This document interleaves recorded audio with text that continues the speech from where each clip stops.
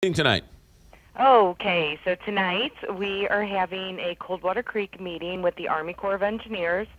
It's a pretty big meeting because not only will the Corps be there, but also all of the health officials from the Agency for Toxic Substance and Disease Registry, the Department of Health, and the DNR. And we're going to have a big public question and answer session where folks can ask all of these agencies. They'll all be sitting together, both health questions and questions about the cleanup and the radiation in North County. Okay, is this Coldwater Creek and Westlake Landfill or just Coldwater Creek? Just Coldwater Creek, because it is part of the Army Corps of Engineers. So we're talking about cleanup that is ongoing, and we're also going to be talking about the cancer cluster and disease, and that is all specific to Coldwater Creek. Okay, so if you're worried about Westlake Landfill, those questions aren't going to be asked or answered tonight.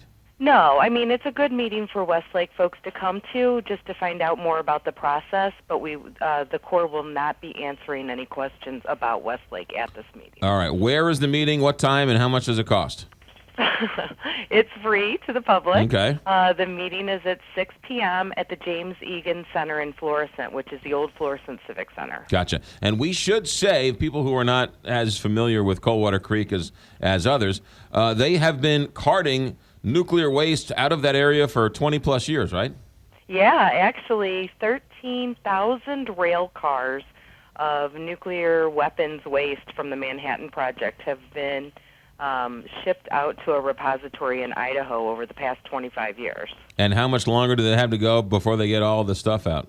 You know, it's going to be years. This has been an ongoing process. They just moved north of 270, and they are testing the creek, and they are only a third of the way done. And they have been finding it in some residential areas and in the parks. So this is a really big deal for all North County residents to kind of understand what's going on. Do you have any info on that cancer cluster study? I do. So the cancer cluster study is a Coldwater Creek. I'm sure people have seen some of these maps. We started our group in 2011, and we put together these disease maps just based on input from the 13,000 people that are on our Facebook page.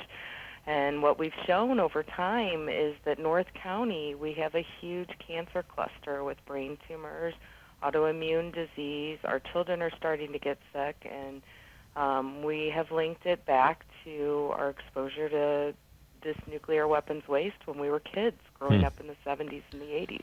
Kim, why do people still live in the area? Well, you know, it's one of those things. I grew up there my whole life, lived in Florissant for 27 years, and I had no idea.